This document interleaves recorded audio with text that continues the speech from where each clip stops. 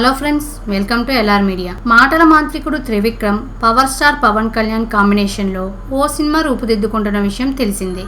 ఈ సినిమాలో కీర్తి సురేష్, అను ఇమ్మాన్యుయల్ హీరోయిన్గా నటిస్తున్నారు. అయితే ఈ చిత్రానికి గాను తాను హీరోయిన్గా ఎంపిక కావటం పట్ల ఎంతో ఆనందాన్ని వ్యక్తం చేస్తుంది కీర్తి.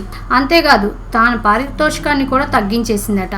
తెలుగులో తన సినిమాకు దాదాపు 1.5 కోటి వరకు రెమ్యూనరేషన్ తీసుకుంటున్న కీర్తి ఈ సినిమా కోసం భారీగా డిస్కౌంట్ ఇచ్చేసిందట. ఇదంతా ఎందుకు చేస్తుందా అని ఆలోచించి ఆరా తీస్తే పవన్ సరసన నటిస్తే స్టార్ హీరోయిన్ ఇమేజ్ రావడం ఖాయమని భావిస్తోందట.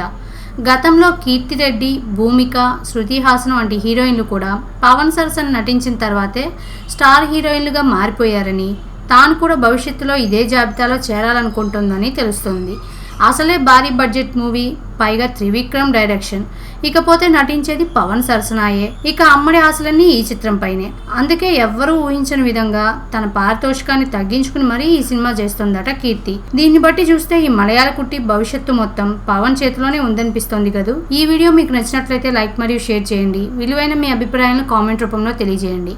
మరిన్ని న్యూ అప్డేట్స్ కోసం ఎల్ఆర్ మీడియాను సబ్స్క్రైబ్ చేయండి.